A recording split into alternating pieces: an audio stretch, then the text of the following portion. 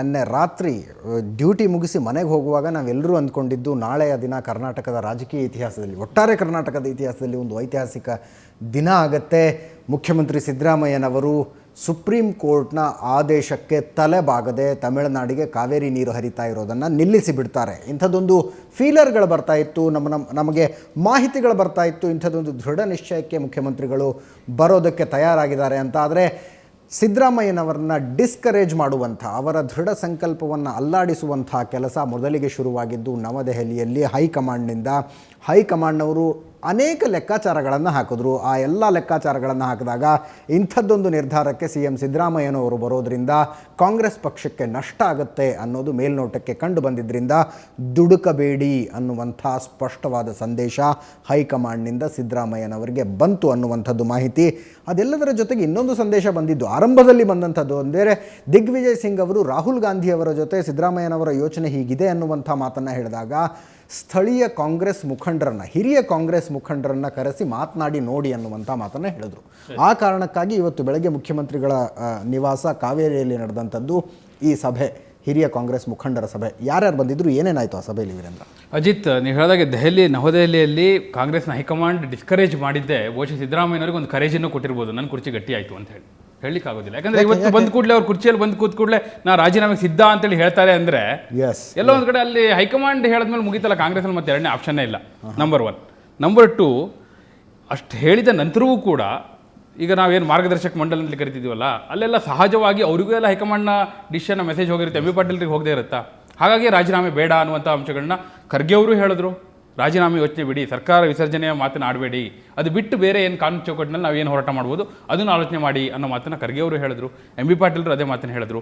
ಬಹಳ ಮುಖ್ಯವಾಗಿ ಈ ಸಭೆಯ ನಂತರ ಕ್ಯಾಬಿನೆಟ್ ಮೀಟಿಂಗ್ ನಡೀತಲ್ಲ, ಇಷ್ಟೆಲ್ಲದರ ನಂತರವೂ ಕೂಡ ಸಿದ್ದರಾಮಯ್ಯನವರಿಗೆ ಯಾವುದೇ ಕಾರಣಕ್ಕೂ ನೀರು ಬಿಡೋದು ಬೇಡ ಅಂಥೇಳಿ ಗಟ್ಟಿಯಾಗಿ ಹೇಳಿದವರು ರಮೇಶ್ ಕುಮಾರ್.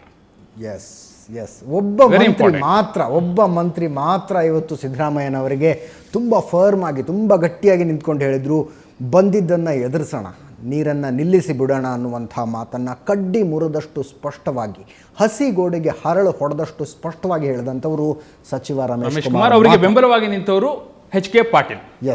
ಅವರು ರಮೇಶ್ ಕುಮಾರ್ ಅವರ ವಾದವನ್ನು ಸಂಪೂರ್ಣವಾಗಿ ಒಪ್ಪಿ ಅದಕ್ಕೆ ಯಾವ ರೀತಿಯಲ್ಲಿ ನಾವು ಹೋಗ್ಬೋದು ಅನ್ನೋದನ್ನ ಕೂಡ ಸಾಕ್ಷ್ಯಗಳನ್ನ ಕೂಡ ಮುಂದಿಟ್ರು. ಇವನ್ ರಮೇಶ್ ಕುಮಾರ್ ಅವರು ಕೂಡ ಇಟ್ರು, HK ಪಾಟೀಲ್ರು ಕೂಡ ಇಟ್ರು. ಅಂದ್ರೆ ಸುಮ್ಮನೆ ನೀರು ಬಿಡೋದು ಬೇಡ ಅಂತ ನಿನ್ನೆ ರಾತ್ರಿ ಹೇಳಿದ್ದಲ್ಲ ಅಜಿತ್. ಅಲ್ಲಲ್ಲ, ರಮೇಶ್ ಕುಮಾರ್ ಮಾನಸಿಕವಾಗಿ ನಿನ್ನೆ ರಾತ್ರಿಯೇ ಸಿದ್ಧರಾಗಿದ್ರು. ಮಾತಾಡಿದ್ರಿ ರೈಟ್. ಕೆಲವೊಬ್ರು ಅವ್ರನ್ನ ಛೇಡಿಸಿದ್ರು, ನಿಮ್ಮ ಸರ್ಕಾರ ಸಂಪೂರ್ಣವಾಗಿ ವಿಫಲ ಆಯ್ತಲ್ಲ ರಮೇಶ್ ಕುಮಾರ್ ಅವರೇ ಅಂದಾಗ ಚಾಲೆಂಜ್ ರೀತಿಯಲ್ಲಿ ರಮೇಶ್ ಕುಮಾರ್ ಅವರು ಹೇಳಿದ್ರು, ನೋಡ್ತಾ ಇರ್ರಿ, ನಾಳೆ ಸಚಿವ ಸಂಪುಟ ಕ್ಯಾಬಿನೆಟ್ ಮುಗಿಲಿ, ಕ್ಯಾಬಿನೆಟ್ ಆಗೋ ತನಕ ವೇಟ್ ಮಾಡಿ ಅಂತ. ಅವಾಗಲೇ ನಮಗೆ ಮೊದಲನೇ ಹಿಂಟ್ ಸಿಕ್ಕಿದ್ದು ಕ್ಯಾಬಿನೆಟ್, ಈ ಪ್ರಮುಖವಾದ ಕ್ಯಾಬಿನೆಟ್ ಆಗುತ್ತೆ ಅನ್ನುವಂಥದ್ದು. ಅಫ್ಕೋರ್ಸ್ ಹಾಗೆ ಅನ್ಕೊಂಡಿದ್ದು ನಿಜ. ರಮೇಶ್ ಕುಮಾರ್ ಅವರು ಅದೇ ರೀತಿ ವಾದ ಮಾಡಿದ್ದು ಕೂಡ ನಿಜ. ಅವರು ಬಹಳ ಗಟ್ಟಿಯಾಗಿ ವಾದ ಮಾಡಿದ್ರು. ನಾವು ಸುಖ ಸುಮ್ಮನೆ ಹೇಳೋದು ಬೇಡ, ನಾವು ಸುಪ್ರೀಂ ಕೋರ್ಟ್ ಮುಂದೆ ಹೋಗ್ತಾ ಇದ್ದೀವಿ, 19ನೇ ತಾರೀಕು ಮೇಲುಸ್ತುವಾರಿ ಸಮಿತಿ ಮುಂದೆ ಹೋಗ್ತಾ ಇದ್ದೀವಿ, ಬಂದು ನಮ್ಮ ಸಂಕಷ್ಟ ಏನಿದೆ, ಕಷ್ಟ ಏನಿದೆ, ನಮ್ಮ ಪರಿಸ್ಥಿತಿ ಏನಿದೆ ಸ್ಪಾಟ್ ವಿಸಿಟ್ ಮಾಡಿ ಅಂತ ಹೇಳೋಣ, ಅಂಕಿಅಂಶಗಳನ್ನ ಮುಂದಿಡೋಣ. ಒಂದು ಮೂಲದ ಮಾಹಿತಿಯ ಪ್ರಕಾರ ಅಜಿತ್, ಇದನ್ನು ನಾವು ಯಾವ ರೀತಿ ತಗೋತಾರೋ ಗೊತ್ತಿಲ್ಲ, ಗೌರ್ಮೆಂಟ್ ನಿನ್ನೆ ಸಭೆಯಲ್ಲಿ ಚೀಫ್ ಸೆಕ್ರೆಟರಿ ಸಭೆ ಈಗ 19ನೇ ತಾರೀಕು ಮುಂದೆ ಹೋಗ್ಲಿಕ್ಕೆ ಕಾರಣ ಏನಂದರೆ, ನಂತರ ಅಂಕಿಅಂಶ ಇಲ್ಲ, ನೀರಾವರಿ ಇಲಾಖೆಯವರು ನನಗೆ ಅಂಕಿಅಂಶ ಕೊಟ್ಟಿಲ್ಲ ಅನ್ನೋ ಮಾತನ್ನು ಹೇಳ್ತಾರೆ. ಆ ಕಾರಣಕ್ಕಾಗಿ ಮೇಲುಸ್ತುವಾರಿ ಸಮಿತಿ 19ನೇ ತಾರೀಕು ಹೋಗುತ್ತೆ. ಪ್ಯಾಥೆಟಿಕ್.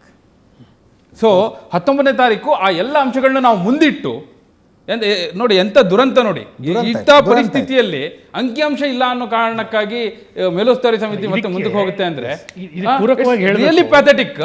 ರಮೇಶ್ ಕುಮಾರ್ ಅವರು ಹೇಳಿದ್ರು, ಏನು ಕಂಟೆಂಪ್ಟ್ ಫೈಲ್ ಮಾಡ್ತಾರಾ, ಫೇಸ್ ಮಾಡೋಣ. ಒಂದು ವೇಳೆ ಸುಪ್ರೀಂ ಕೋರ್ಟ್ನ ಆದೇಶವನ್ನು ಪಾಲಿಸಲಿಲ್ಲ ಎಂಬ ಕಾರಣಕ್ಕಾಗಿ ನ್ಯಾಯಾಂಗ ನಿಂದನೆಯ ಪ್ರಕರಣ ದಾಖಲಿಸೋದಾದರೂ ರಮೇಶ್ ಕುಮಾರ್ ಅವ್ರ ಲೆಕ್ಕಾಚಾರ ಹೇಗಿತ್ತು ಅಂದರೆ, ಪ್ರಕರಣ ದಾಖಲಾಗಿ ನಮ್ಮನ್ನು ವಿಚಾರಣೆ ಕರೆಯೋದಕ್ಕೆ 3 ತಿಂಗಳು ಟೈಮ್ ಬೇಕು, 3 ತಿಂಗಳವರೆಗೂ ನೀರು ನಿಲ್ಲಿಸ್ಕೊಂಡ್ಬಿಡೋಣ, ಅಷ್ಟರಲ್ಲಿ ನಮ್ಮ ಟೈಮ್ ಸರಿ ಇದ್ದು ಮಳೆ ಆಗಿ ಅದೇ ಮಾತನ್ನು ಹೇಳಿದ್ರು. ಮತ್ತೆ ಮೆಟ್ರೋ ಡ್ಯಾಮ್ಗೆ ನ್ಯಾಚುರಲ್ ಫ್ಲೋ ಇರುತ್ತೆ. HK ಪಾಟೀಲ್ ಹೇಳಿದಂಥ ಮಾತಿದ್ದು. HK ಪಾಟೀಲ್ ಸ್ಪಷ್ಟವಾಗಿ ಹೇಳಿದ್ರು, ನ್ಯಾಚುರಲ್ ಫ್ಲೋ ಇರುತ್ತೆ. ಹಿಂದೆ ನಾವು ಇಂಥದ್ದನ್ನ ಫೇಸ್ ಮಾಡೋ ಸಂದರ್ಭದಲ್ಲಿ ಅದು ನಮಗೆ ಹೆಲ್ಪ್ ಆಗಿದೆ.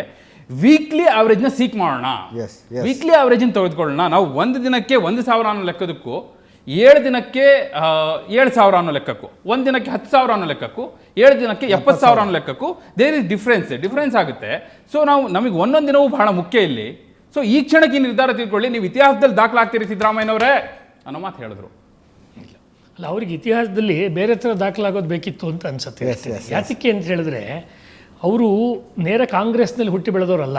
ಸಿದ್ದರಾಮಯ್ಯನವರ ರೆಕಾರ್ಡ್ ನೋಡಿದ್ರೆ ಅವರು ಸಮಾಜವಾದಿ ಲೋಹಿಯಾವಾದಿ ಹಿನ್ನೆಲೆಯಿಂದ ಬಂದವರು. ಲೋಹಿಯಾವಾದಿಗಳ ಬ್ಯಾಕ್ಗ್ರೌಂಡ್ ಅವ್ರು ಬಂದವರೆಲ್ಲ ಸಾರ್ವಜನಿಕ ಸಾಮಾಜಿಕ ಹೋರಾಟಗಳ ಹಿನ್ನೆಲೆಯಿಂದ ಬಂದಂಥವ್ರು. ಅದು ಇವತ್ತು ಭಾಳ ವೃದ್ಧರಾಗಿರೋ ಆಸ್ಕರ್, ನಮ್ಮ ಜಾರ್ಜ್ ಫರ್ನಾಂಡಿಸ್ ಇರ್ಬೋದು, ಅಂಥ ಅನೇಕರು ಆ ಹಿನ್ನೆಲೆಯಿಂದ ಬಂದವರು. ಅವರಿಗೆ ಕುರ್ಚಿ ಉಳಿಸ್ಕೊಳ್ಳೋಕ್ಕಿಂತ ಜನಹಿತವನ್ನು ಕಾಪಾಡಿಕೊಳ್ಳುವುದು ಲೋಹಿಯಾವಾದಿಗಳ ಮುಖ್ಯ ಲಕ್ಷಣ ನಾವು ಭಾವಿಸಿದ್ವಿ. ಆದರೆ ಅದಕ್ಕೆ ನಾನು ಅವಾಗ ಹೇಳ್ತಾ ಇದ್ದೆ, ನಾವು ಹಿಂದೆ ನೋಡಿದ ಸಿದ್ದರಾಮಯ್ಯನವರು, ವಿರೋಧ ಪಕ್ಷದಲ್ಲಿ ಸಿದ್ದರಾಮಯ್ಯನವರು, ಇವಾಗ ಮುಖ್ಯಮಂತ್ರಿ ಸಿದ್ದರಾಮಯ್ಯನವರು ಸಂಬಂಧವೇ ಇಲ್ಲ. ಜಿವಿಯರ್ಸ್ ಅವರೇ, ನೀವು ಈ ಹಿಂದೆ ಹೇಳಿದ ಮಾತು ಇನ್ನೂ ಸತ್ಯಕ್ಕೆ ಹತ್ರ ಅಂತ ಅನ್ಸುತ್ತೆ. ಬಹುಶಃ ಪ್ರಶಾಂತ್ ಕೂಡ ಒಪ್ಕೊಳ್ತಾರೆ ಅದಕ್ಕೆ. ಪ್ರಶಾಂತ್, ಸಿದ್ದರಾಮಯ್ಯನವರು ಸುಪ್ರೀಂ ಕೋರ್ಟ್ನ ಆದೇಶವನ್ನು ಪಾಲಿಸದೇ ಇರುವ ನಿರ್ಧಾರ ಮಾಡುವ ಮೂಲಕ ಒಂದು ಸಣ್ಣ ಸೋಲಿನ ನಂತರ ದೊಡ್ಡ ಗೆಲುವಿಗೆ ಸೋಪಾನ ಹಾಡಿಕೊಳ್ತಾ ಇದ್ರು, ದೊಡ್ಡ ಗೆಲುವಿಗೆ ಸೋಪಾನ ಹಾಡಿಕೊಳ್ತಾ ಇದ್ರು ಅಂತ.